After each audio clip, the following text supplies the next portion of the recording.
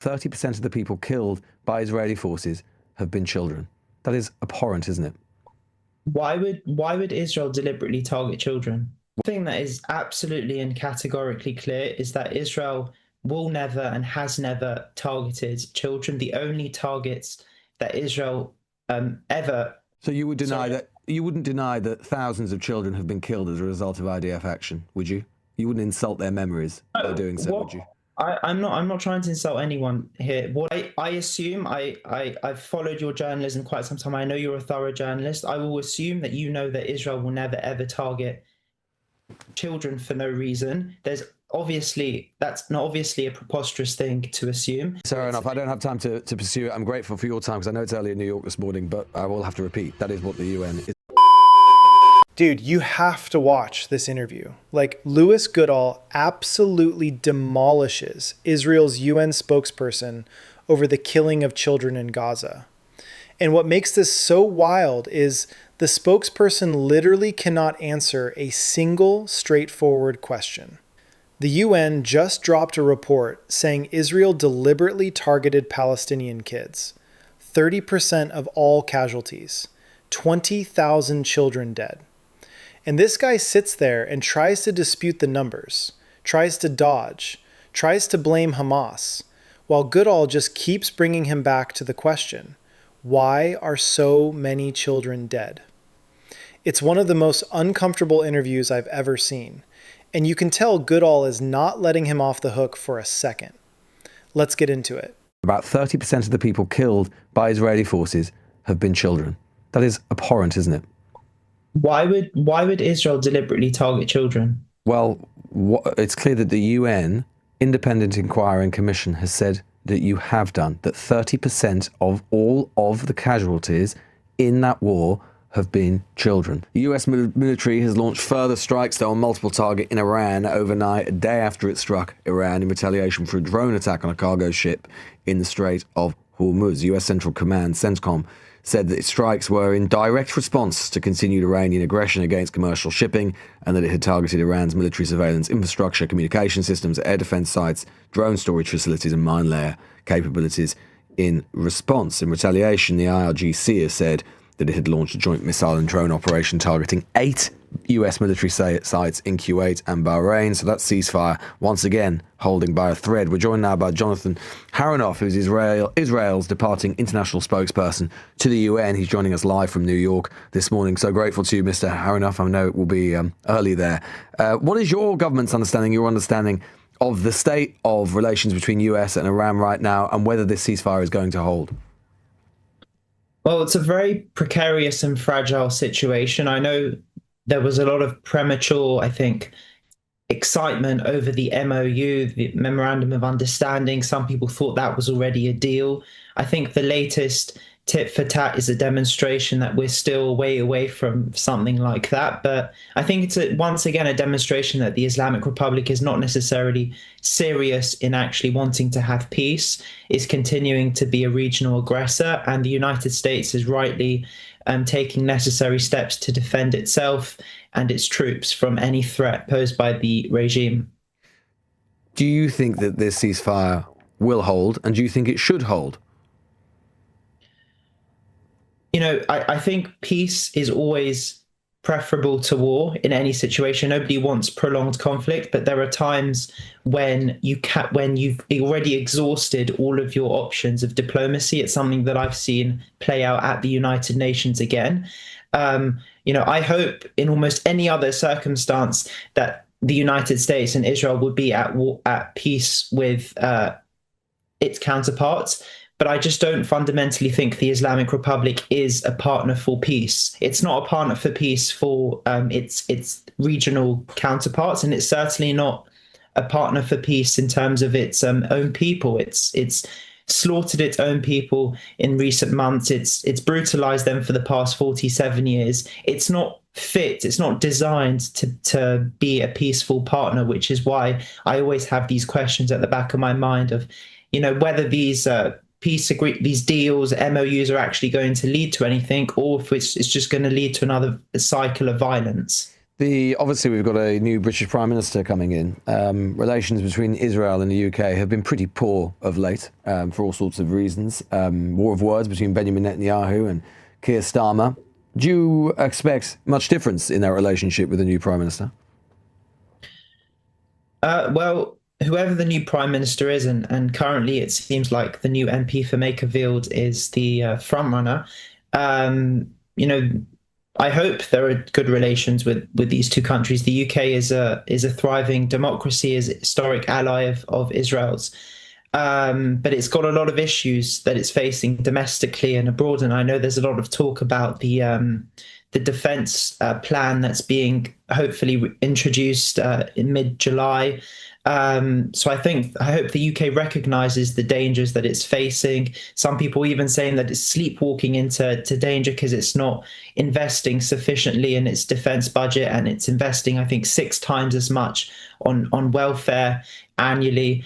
I personally hope that the next leader of the UK builds those ties with Israel. After all, the UK has a very significant Jewish population, a population that's really been through quite a lot, given the recent terrorist attacks. So of course, I hope that the next leader is able to cultivate. Do you think though that it is hard, Mr. Haranoff, to maintain or to repair those relations when Israel has a government which has committed acts in Gaza which so many British people find abhorrent? And we saw this week, Israel, it has been said by an independent UN inquiry, has accused your government of continuing to commit genocide by deliberately targeting Palestinian children in Gaza. This is a report by the UN Independent International Commission of Inquiry examining violations against Palestinian children since the start of the war in Gaza, saying that your government, about 30% of the people killed by Israeli forces, have been children. That is abhorrent, isn't it? Why would Israel deliberately target children? Well, it's clear that the UN Independent Inquiry Commission has said that you have done, that 30% of all of the casualties in that war have been children. So let's separate it out. Was it deliberate? I'm sure you would say no. Even if it was not deliberate, isn't that an appalling statistic? 30%, 20,000 children. One thing that is absolutely and categorically clear is that Israel will never and has never. Okay, so let's talk about what just happened here, because this is genuinely wild. Lewis Goodall hit him with the UN report. The UN Independent Commission of Inquiry said Israel deliberately targeted Palestinian children. 30% of all the people killed by Israeli forces have been kids. That's not a fringe activist group. That's the United Nations. And the spokesperson's response? Why would Israel deliberately target children? Like, dude, the UN just told you why. They investigated. They published a report. You can't just ask a rhetorical question and pretend the evidence doesn't exist. And then he tries to dispute the 20,000 number. He says, I would heavily dispute that number. Bro, your own allies have confirmed thousands of children are dead. The UN, Save the Children, the World Health Organization. Like, you can dispute the exact count if you want, but you cannot sit there and pretend it's not thousands. You cannot do that with a straight face. And then, this is my favorite part, he pivots to, the UN also said 14,000 babies were on the brink of starvation, and that wasn't true, so why should we trust them now? Dude, you're literally using starvation as your credibility defense? You're saying, well, they exaggerated how many babies we were starving, so you can't trust them about how many babies we killed? That's your argument? And Goodall doesn't let him get away with it. He keeps bringing it back. You wouldn't deny that thousands of children have been killed as a result of IDF action, would you? You wouldn't insult their memories by doing so, would you? That line is devastating because it forces the spokesperson into a corner. He can't say no because that would be an obscene lie. He can't say yes because that would be admitting the scale of what's happening. So he just keeps dodging. And the thing is, this guy knows what he's doing. He's a professional spokesperson. He's not stupid. He knows the numbers are real. He knows the UN report is damning. But his job is to run interference. His job is to muddy the water just enough that people watching go, well, maybe the truth is somewhere in between. That's the game. That's always the game when you're defending the indefensible. And Goodall sees right through it. He doesn't let him pivot to Hamas. He doesn't let him play the Israel is just defending itself card. He stays on the question. Why are so many children dead? Answer the question. Let me know in the comments what you guys think about this. Do you think the spokesperson actually believes what he's saying? Or is this just damage control for a government that knows exactly what it's doing? Children, the only targets that Israel ever, puts on the firing line are terrorists, whether they're Hamas, Hezbollah. And why are 20,000 kids dead? I sincerely hope that the UK is never in a position where it has to face the kinds of threats that Israel faces. Kill 20,000 kids. I would heavily dispute that number and what you're actually seeing. And I know it's a tendency often to cite the United Nations as like anything that comes out of the United Nations as gospel, but this is also the same United Nations whose leadership spoke about 14,000 babies being on the brink of dying of starvation. Tom Fletcher. You wouldn't deny that thousands of children have been killed as a result of IDF action. Immediately. So you would deny that you wouldn't deny that thousands of children have been killed as a result of IDF action, would you? You wouldn't insult their memories by doing so, would you? I'm not trying to insult anyone here. What I will say, and I will probably agree with you, is that too many people have died on all sides as a direct result of the barbaric and atrocious actions that Hamas inflicted. An Israeli drone attack on 2 makeshift tents killed 2 siblings, including a 15-year-old girl, just this weekend.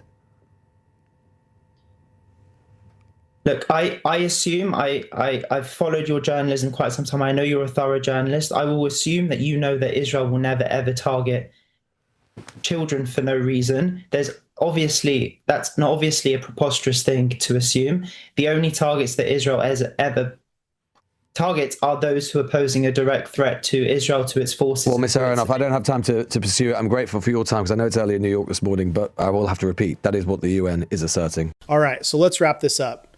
Lewis Goodall absolutely won this interview. It wasn't even close. The Israeli spokesperson came on to do damage control, and Goodall did not give him an inch. Not 1 inch. The UN published a report saying Israel deliberately targeted Palestinian children. 30% of all casualties. Thousands of kids dead. And the spokesperson's entire strategy was to dispute the numbers, deflect to Hamas, and hope nobody noticed he never actually answered the question, why are so many children dead? And Goodall stayed locked in. He asked the question multiple ways. He fact-checked him in real time. He wouldn't let him pivot. He wouldn't let him reframe. He just kept bringing it back to the bodies. The dead children, the families, the reality that no amount of rhetorical spin can make disappear. And here's the thing, this is what actual journalism looks like. This is what it looks like when a reporter refuses to be a stenographer for state violence. Goodall didn't play the both sides game. He didn't give equal weight to a UN report and a government spokesperson who has every incentive to lie. He held power accountable. That's the job. And the spokesperson? Man, I almost feel bad for him. Almost. Because his job is impossible. You cannot defend 20,000 dead children. You cannot make that sound reasonable. You cannot PR your way out of genocide. So he does what every spokesperson in his position does. He disputes the numbers. He blames the other side. He tries to change the subject. And Goodall just doesn't let him. This is the kind of interview that should be happening every single day on every network covering this war. But it's not, because most corporate media outlets are too worried about access, too worried about being called biased, too worried about upsetting their advertisers or their donors or their parent companies. So they soften the questions. They let officials slide. They treat atrocities like a debate where both sides deserve equal airtime. Goodall didn't do that, and that's why this interview matters.